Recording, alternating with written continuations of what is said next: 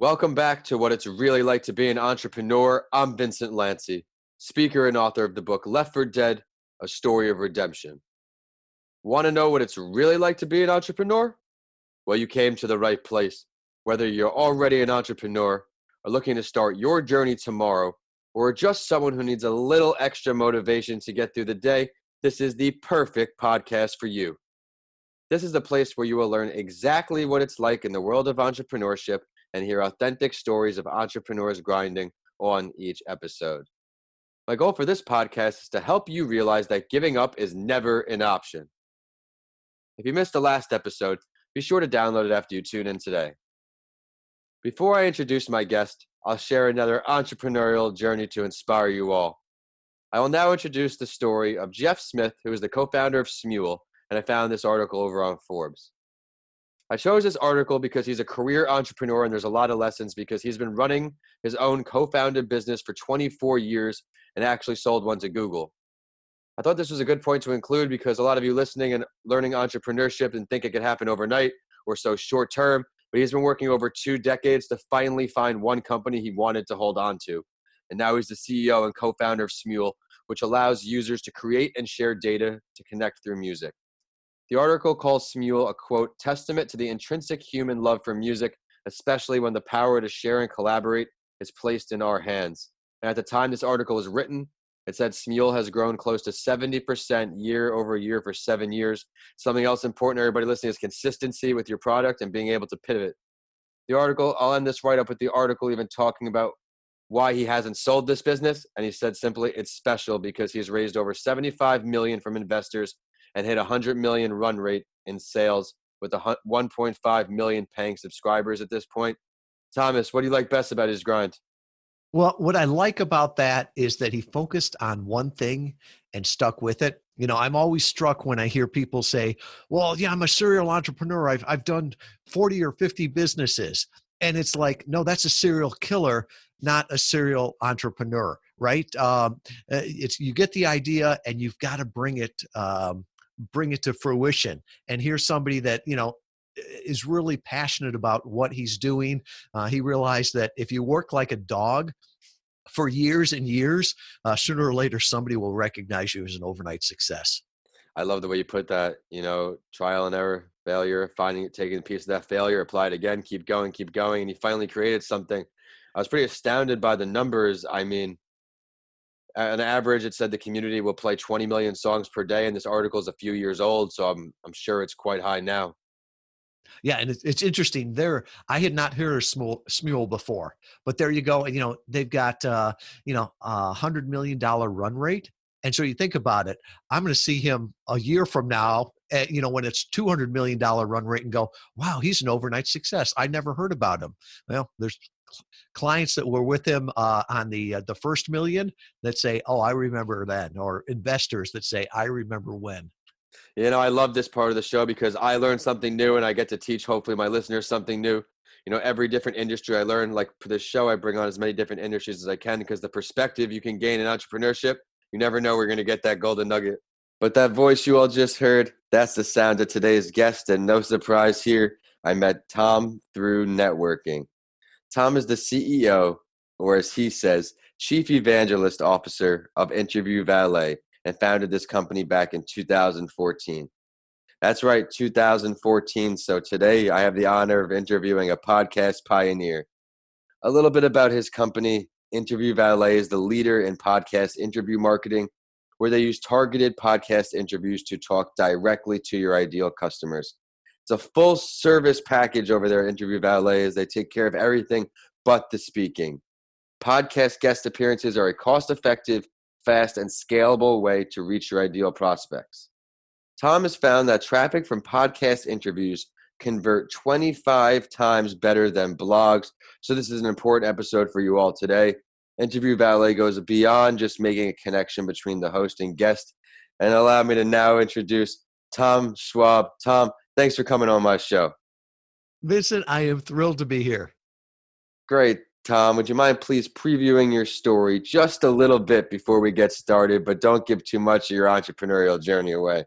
Sure. Well, I'm here in Kalamazoo, Michigan, halfway between Detroit and Chicago. So that proves that if I can do podcasts and podcast interviews from here, you can do it from anywhere. And to me, while we'll be talking a lot about, the new technology, the new fun things, I really think this gets down to the basics, right? Business is about solving problems. It's about building relationships. And, I honestly believe that the biggest problem that we have today, Vincent, all of us, is obscurity, right? There's millions of people that you could help right now with your product or service. You don't need to change anything about it. The only problem is they don't know you exist. They would love to work with you, to give you money, but they don't know you exist. And today, everybody talks about breaking through the noise.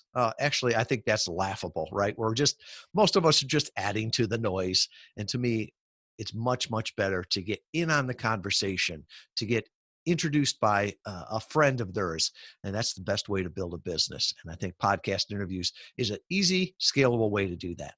Yeah, I love and warm referrals. At first, when I started this show, I used my network and I started networking, DMing crazy on LinkedIn, Instagram, which is great because you play the rate, you message 10 people, maybe get hit back by 2 or 3, but then you get the warm referrals like you're talking about, like you were, where it's going to be a good client or friend to have on my podcast. The value is there because you trust the source. Exactly. And, often today it's always bigger, bigger, bigger. Well, bigger's not better. Better is better. And I would say most entrepreneurs don't need 1 million customers, right? Right. And so with that, they sure don't need to reach 1 billion people. They just need to reach, what was it? 10,000 true fans, I think is the classic article. Yeah. Just find 10,000 true raving fans. You'll have a huge business. I love the way you put that, Tom, and it's a great way to get into the big 5. On each episode, my guest and I will go over these 5 questions to help you, the listeners, learn what it's really like to be an entrepreneur. You ready to go? Yes. Great. So when did you realize that you weren't happy with what you were doing or that you just needed to make some kind of change to truly start this entrepreneurial journey? Well, I think happiness is a choice. So I don't know that I could say I wasn't happy, but I realized that what I'd been told was a lie, right? I grew up in the Midwest, working class family, and the whole idea of security was to work for a big company, to get a stable job. My first job out of college was running nuclear power plants in the Navy. I graduated from the U.S. Naval Academy. After 5 years, when I said, "Yeah, I'm going to leave the Navy," my dad called me a dang fool. But I said, "This is not for me. This does not energize my soul. It's hard on my family." And he's like, "Well, just all you got to do is put another 15 years and you can retire." So I went from there to a Fortune 500 company. And the same way, right? Get a job with a big company and you'll be secure, you'll be stable. Well, I told him that I was going direct full commission sales. And then he called me a dang fool or words to that effect. And so I was happy at each one, but I realized that when I controlled my own destiny, when I had multiple customers, I was the happiest. And the true job security came from me having not one employer, but having lots of employers that I could call customers.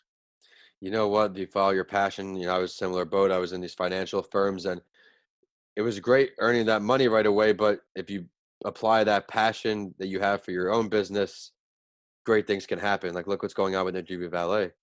Yes, Yeah. So you were in your 2014, you started this, correct? correct. What's been the biggest progression for you? Because you can walk us through pretty much the start of podcasting. Well, I wasn't there from the very beginning. You can look at it when they were actually downloading it. I think it was more like 2004, 2006, but it hadn't gotten big. And I think actually when we started, I'm like, oh, am I starting too early? And really, it wasn't until probably 2000, probably like 18, 19 that it started to take off. But I think what was good is that we got to learn the industry. We got to come up with the systems and to scale it. To me, the hardest part of this business was scaling it because the businesses I've run before were more e-commerce. Okay. Build a machine and then you just add the fuel to it. When you're doing more of a service-based business, it's like raising a child, right? You got to do everything for it at the very beginning. Then they start to do things, then they regress. But at a certain point, it's like your business looks at you and says, can I have the keys to the car? And would you get out of the driveway so I can get on with my life? And that's why I call myself Chief Evangelist Officer. I've got a great team, 19 people now. They do Remarkable. their stuff and all the rest of that. I don't have to babysit. My job is to evangelize for our company, for our team, for our clients, and for the industry. So for me, that scaling was definitely the biggest challenge. Yeah, but in that role, what are you thinking one or two of the most difficult parts of being an entrepreneur are for you? Yeah, and so for me, I would say the biggest problem that I've ever had as an entrepreneur is the SOB that I work for. Right? This is the guy that cancels my vacation at the last minute. He doesn't celebrate my wins, and he's always pushing on to the next thing. So often I have to think about that is that, if I was working for myself or if my boss was like this, I would quit.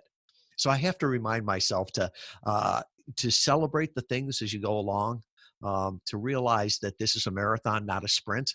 Yes. That working um, 90 days in a row from sunrise to sunset does not get me there faster. It just gets me in the grave faster. So often, um, as entrepreneurs, right, we put our head down and we just start working. And what I realized is that if I would pick my head up and reach out to my team, reach out to other people that had resources, not only did it work better, I got faster results and I had a lot more fun with it. So from that, I think going from the entrepreneur perspective of um, it's all me to saying, how can I get a team to work with this? And then enjoying the fun, the path along the way. It's not a lot of people never get to that finish line. I don't know when the finish line is for this company. I just want to make sure that every day that I'm enjoying it, because if I don't enjoy it, it's my fault, right? I ran the company. I designed the company. If it's bad, I'm the person to complain to and change it. I love how you put it. I feel the same way. Now I'm more conscious of setting my break times because like you said, you put your head down and you could work 15 hours, 16 hours and you won't even know. Yep. So I got to make sure. But that's a great one. And I agree with you. You're your own worst enemy. Give us one more tough part of being an entrepreneur for you to relate to our listeners. I think the other thing too is that myself personally is feeling the weight of the world on my shoulders, right? It can be a lonely place, and you can start to go inward and say it's all on me. But the truth is that when things are going great, it's not all you, and when things are going bad, it's not all you. So I think stepping back sometimes and taking that third person view on it, and that's tough because when people say, well, business isn't personal. Well, when it's your own business, it's personal. Yes, I can agree with that. Certainly. Along this whole path you've had, maybe it's business related, maybe it's not, but what would you say one of your greatest failures or lessons learned is, and what did it teach you? Why is it still Yeah. stuck with you? And I always say that sometimes the greatest mistake, you keep making that, especially in times of stress, right? You go back to what you know. And growing up, especially, going to the Naval Academy, I felt like I had to have all the answers. I had to be the smartest person in the room. So I had to figure out all of the problems. And I think once again, going to stress, when I feel pressured or when I feel stressed, I always think of what do I need to do or what ideas do I have? And as I've gotten further and further along in my career and in my life, I've intentionally stopped and reached out to my leadership team, to other people to get their ideas. My business coach taught me years ago. He said, "You're paying these other people for their minds, right? So you speak last. Ask a question and get their input." And so not only that do I get sometimes better answers, I get different answers, but I'm also growing the team, growing the leadership. So once again, it sort of goes back to it's not all on my shoulders. We're in this together as a team, and asking people. Absolutely. We're on this earth to interact and connect with each other. And sometimes I'm always blinded by my own light. You need other perspectives because just if you think something's good, not everybody thinks like us. We're all different. So I'm with you on that. I'm a big collaborator and for 2020, I made a goal of me as like the year of my collaboration, where I try to connect and learn from as many people as possible. And having someone like you on the show, I'm learning so much through my podcast and our conversations prior. Hmm. So I'm really enjoying that. In the podcast community, what size company were you, maybe 5 years in, maybe a few years in? How have you grown? If you could share that. Yeah. So we were, Yeah. yeah, about 5 years in, we were a seven-figure company. And with that, um, it I wanted to make sure that it was continual growth. And if anything, I've seen a lot of companies that will be fast up, fast down. And I never wanted it to be where we grew so fast that we lost the quality with it, because that's your reputation. That's one thing that you can never get back. So we were made sure that we always were growing substantially, and then also growing faster than the market. Right? There's a lot of people never, especially this isn't as funny today. Now that we're sort of in a bear market, but I remember somebody telling me years ago that never confuse genius with a bull market, right? So when podcasting is growing, and your company is growing too, it's not because you're a genius. It's the whole market's growing. So we always looked at it and said, how fast is the market growing? And are we growing faster than that? I love the way you put it. Learning from entrepreneurs, checking out the market, staying with the market. If you could choose to have a conversation and learn from any entrepreneur here, Tom, dead or alive, who would it be? One of my mentors that I learned very early on, a guy by the name of John Brown. And people go, who? Well, John Brown was the CEO of Stryker Corporation, which is now a Fortune 500 company. And he took it over in the early 70s when the founder's son actually died in a plane crash. So John Brown took it over, came to Kalamazoo. His wife was a school teacher, never moved out of the house that they bought there.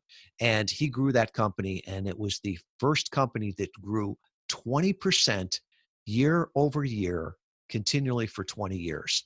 He Wow. took it from a company that was in, tens of millions to $1 billion company. And I think one of the things I knew him when he was toward the end of being a CEO, but I would love to have the opportunity to sit down with him and said, what did it look like when it was a $10 million company? Because I always, look at myself and say, I know I can run a 7-figure company. I hope that I grow enough to run an 8-figure company, right? And so what did it look like for him to start at an 8-figure company and just 20% a year? That means you're Amazing. doubling the size of the company like every 3.5 years. And you do that for 20 years and you get $1 billion company. And he was the same man. You'd see him driving around Kalamazoo in his green Ford Taurus. And it's Love it. funny.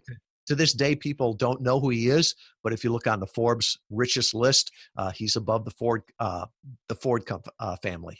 I think that's amazing how you mentioned that he's still driving that car. Kawhi Leonard in the NBA, I don't know if you're familiar, won the NBA championship, and he was still Mhm. driving his old car, because it gets you from point A to point B. At the end of the day, if you look at it in that perspective, can't argue it. Yeah, and the same way. He always his wife was a school teacher. They lived in the same house, and it wasn't important to him, man. You don't have to be flashy in Kalamazoo, Michigan. Absolutely. But now you have all this going on. Your company's growing. I'm curious to see if there's anything else in mind. Where do you see yourself and your entrepreneurial endeavors in the future? Let's look 1 year and 5 years. 1 year from today, what are we seeing from Tom? Yeah, so I want to continue to grow and double down on what we're doing. I believe on, Mike McCallowitz called it the pumpkin plan. When people say, could you do this? Could you do that? Could you help us produce podcasts? I'm like, yeah, probably could, but that's not our zone of genius. So want to keep doubling down on that. I see there's opportunity in other languages. Right now, we're just doing it in English. Well, not everybody in the world speaks English. Spanish. That's very um, visionary. I like that. Yeah. well, and I started to talk about that last year, and somebody looked at me and goes, "You don't speak Spanish." I'm like, "So I can learn." And guess what? There are people that are bilingual, Yeah.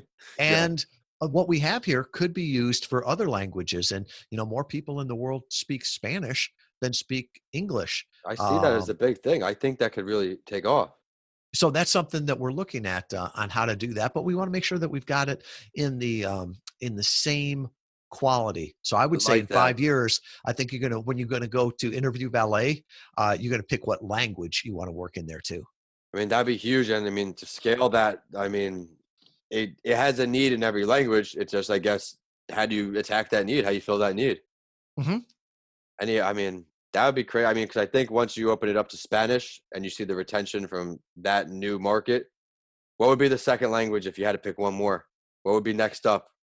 I would let the market dictate that. Love And it. really, why I say Spanish is because I think Spanish podcasts are probably 3 to 4 years behind English podcasts.